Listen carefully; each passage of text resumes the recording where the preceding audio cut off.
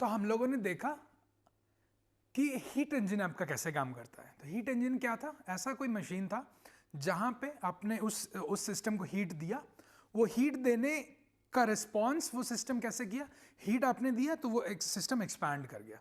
तो एक्सपैंड किया तो आप वो वर्क कुछ हुआ, उस वर्क को आपने मैकेनिकल या इलेक्ट्रिकल वर्क में कन्वर्ट किया। तो यही था आपका हीट इंजन का कॉन्सेप्ट, जिसका हम लोगों ने एफिशिएंसी पिछले वीडियो में निकाला।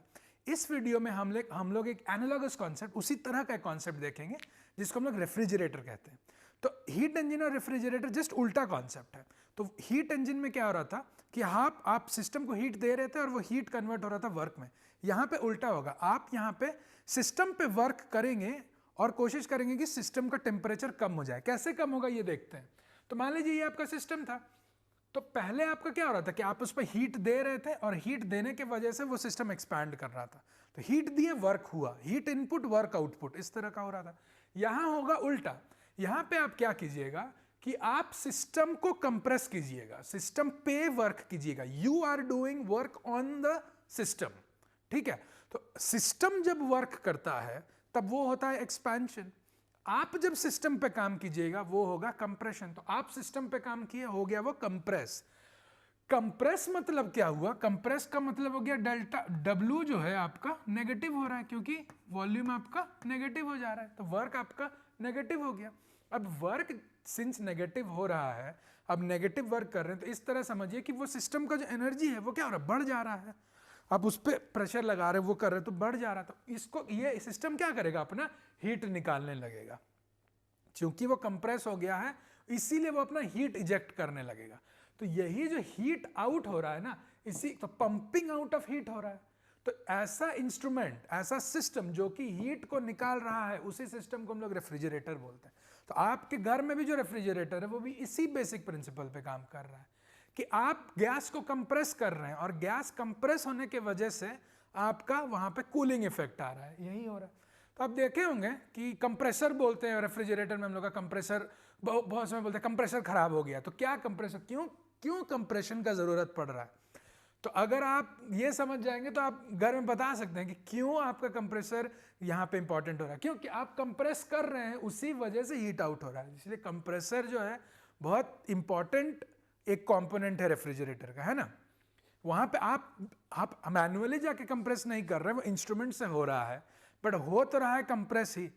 तो कंप्रेस आप किया और वहां से हीट निकला, तो यही हो गया हीट पंप, और इसी को रेफ्रिजरेटर बोलते हैं। तो इसका अब हम देखे थे कि किसी भी हीट इंजन का एफिशिएंसी एटा जो था उसका हम लोग वैल्यू निकाले थे TH minus TC divided by TH। तो उसी तरह से वहां पे एक और वैल्यू वहां पे था जहां पे आप डिनोमिनेटर में था आपका QH कि आप कितना हीट दिए, और न्यूमरेटर में था आपका वर्क कितना हीट निकला। तो इसका जो रेशियो था कि वर्क आउटपुट कितना हुआ डिवाइडेड, मतलब डिनोमिनेटर में आपका इनपुट कितना गया, तो आउटपुट ओवर इनपुट, यही आपका था एफिशिएंसी। यहां पे देखिए उल्टा हो रहा है। क्यों उल्टा क्यों हो रहा है, एक्चुअली तो आप यहां पे वर्क कर रहे हैं ना, वर्क तो आप यहां पे किए तो वो न्यूमरेटर में आ गया, कि आप तो वर्क किए वो न्यूमरेटर में आ गया। और QC क्या हुआ, हीट रिलीज हो रहा है, इसीलिए वो आपका न्यूमरेटर में है, और वर्क आपका डिनोमिनेटर में नीचे है, डिनोमिनेटर में। QC आपका न्यूमरेटर में है। तो ये आपने वर्क किया और उसका रिजल्ट निकला ये। तो इसी का रेशियो जो होगा उसको हम बेटा से रिप्रेजेंट करेंगे, और बेटा क्या है, कोफिशिएंट ऑफ परफॉर्मेंस।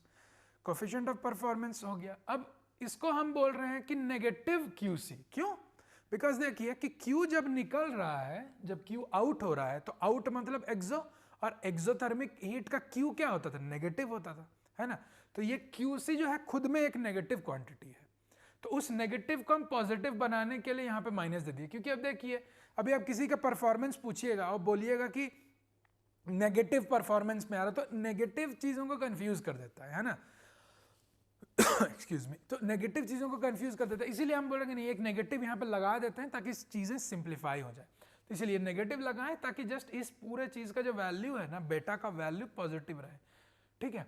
और ये चीज आगे आपका किसी रियल इंस्ट्रूमेंट के लिए ये आपका बेटा आएगा। मतलब ये कोई भी आप अगर इंस्ट्रूमेंट, आप अभी यहाँ पे रेफ्रिजरेटर हम बनाते हैं, तो उसका अगर हम रियल, अगर हम बोलेंगे कि हाँ इस एक्चुअल इंस्ट्रूमेंट का, आइडियल नहीं, इस एक्चुअल रियल इंस्ट्रूमेंट का अगर हमको परफॉर्मेंस निकालना है, कोफिशिएंट ऑफ परफॉर्मेंस, तो इससे निकलेगा।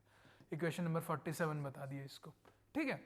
अब देखिए जब आप एटा निकाल रहे थे वहां पे क्या था कि TH minus TC over TH, उसी तरह से यहाँ वहां वो किसका निकला था, हाइपोथेटिकल बेस्ट केस सिनेरियो था, वो आपका कार्नो साइकिल का एफिशिएंसी था। आपका कोई भी हीट इंजन का एफिशिएंसी क्या होगा, आपका वर्क डिवाइडेड बाय QH, ये होगा आपका किसी भी इंस्ट्रूमेंट का। लेकिन कार्नो साइकिल का एफिशिएंसी क्या हो जाएगा, TH minus TC over TH, ये था एफिशिएंसी, तो वो बेस्ट के सिनेरियो था। उसी तरह अगर हम यहाँ पे भी पूरा डेरिवेशन अगर करते हैं तो यही आएगा कि बीटा कार्नो उल्टा प्रोसेस है, तो ये TC over TH minus TC आ जाएगा, ठीक है। तो यही है बेटा कार्नो, ये आपका आइडियल केस है, हाइपोथेटिकल केस है, ये बेस्ट केस सिनेरियो होगा और ये रियल है। तो अगर बेस्ट केस सिनेरियो इससे निकलेगा और रियल वाला जो होगा इससे निकलेगा, ठीक है। तो ये समझ में आ रहा है आपको, ओके। अब देखते हैं कि ये जो रेफ्रिजरेटर वाला केस है ना, इसी से हम लोग एक्सप्लेन करते हैं कि 0 केल्विन, जिसको एब्सोल्यूट जीरो भी कहा जाता है, एब्सोल्यूट जीरो क्यों नहीं एग्जिस्ट कर पाता है। मतलब जो बोलते हैं ना कि एब्सोल्यूट जीरो एक हाइपोथेटिकल कॉन्सेप्ट है और वो कभी रीच नहीं कर पाएंगे। क्यों नहीं रीच कर पाएंगे, हमको तो ऐसा लगता था क्यों, ठंडा करते जाएंगे करते जाएंगे करते जाएंगे तो हो ही जाएगा, 0 केल्विन ऐसा क्या है, 0 केल्विन क्यों नहीं रीच कर सकते। तो अब देखते हैं, क्योंकि हम लोग रेफ्रिजरेटर पहले नहीं पढ़े थे इसलिए हम लोग को वो मैथमेटिकली समझना मुश्किल था।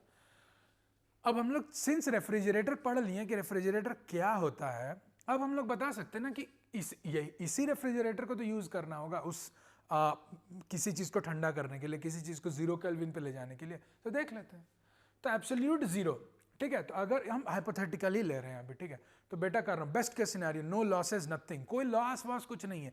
अब बहुत कोई बोलेंगे कि इसीलिए नहीं पॉसिबल है क्योंकि पास हम लोग के पास तकनीक नहीं है, टेक्नोलॉजी नहीं है एब्सोल्यूट जीरो तक पहुंच। नहीं, टेक्नोलॉजी से नहीं हो रहा है यहाँ पे कुछ, टेक्नोलॉजी रहने से भी आपका एब्सोल्यूट जीरो नहीं पहुंच पाएगा। जैसे जो एटा का जो एफिशिएंसी था वो आपका कभी भी 100% नहीं हो सकता है, और कभी भी आपका जो एटा जो निकला था TH minus TC over TH, वो क्या 100% हो सकता था, नहीं हो सकता है ना। चाहे कितना भी आपका टेक्नोलॉजिकल डेवलपमेंट हो जाए, वो एफिशिएंसी 100% नहीं हो सकता। उसी तरह यहाँ पे भी हम लोग देखेंगे कि हम लोग यहाँ पे बेस्ट के सिनेरियो देखते हैं, यहाँ टेक्नोलॉजी को हम लोग हम लोग बोल रहे हैं कि वो कंस्ट्रेन कर रहा है, ठीक है। अब देखते हैं कि बेटा कार्नो क्या था, TC, यही था, यही 48 इक्वेशन को यहाँ लिखे हैं, TC divided by TH minus TC। अब TC मतलब T कोल्ड, तो आपका एक हॉट टेम्परेचर है, आपको कोल्ड तक ले जाना है। कितना कोल्ड तक ले जाना है आपको, 0 केल्विन तक ले जाना है, ठीक है। तो 0 केल्विन तक अगर ले गए तो ये 0 हो गया, तो 0 ओवर TH, ये तो 0 हो गया, तो 0 ओवर TH कितना आएगा, 0। तो बेटा क्या हो जाएगा इसका, 0। मतलब हमको ऐसा कार्नो रेफ्रिजरेटर बनाना है जिसका बेटा 0 हो। कोई बात नहीं, बनाते हैं, देखते हैं होता है कि नहीं। अब देखिए, अब आपको तो एक्चुअल में बनाना है, तो ये वाला जो इक्वेशन है वो यूज करते हैं। अब देखिए आपको बेटा is equal to minus QC by W, तो आपको क्या करना होगा, आपको तो वर्क करना होगा ना, तो आपको तो यही पता करना है ना आपको कितना वर्क करना है किसी चीज को बेटा 0 करने के लिए। वही तो है, बेटा 0 करना है, इसका मतलब एब्सोल्यूट 0 पे ले जाना है। बेटा 0 करने के लिए कितना वर्क करना पड़ेगा, तो वर्क को इधर लेके आ गए, तो माइनस QC बाय बेटा। अभी हम देखें कि बेटा आपका 0 है, तो बेटा अगर 0 है तो आपका वर्क कितना करना होगा, इन्फिनाइट अमाउंट ऑफ वर्क करना होगा। अब देख रहे हैं, अब समझ में आ रहा है कि क्यों पॉसिबल नहीं है।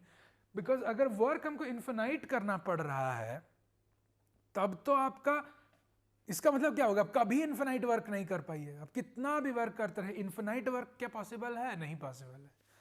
तो इन्फिनाइट वर्क पॉसिबल नहीं है, इसी का मतलब बेटा 0 करना पॉसिबल नहीं है, और इसी का मतलब TC को 0 करना पॉसिबल नहीं है। तो इसीलिए एब्सोल्यूट 0 जो नहीं होता है वो यहीं से समझ सकते हैं कार्नो रेफ्रिजरेटर से।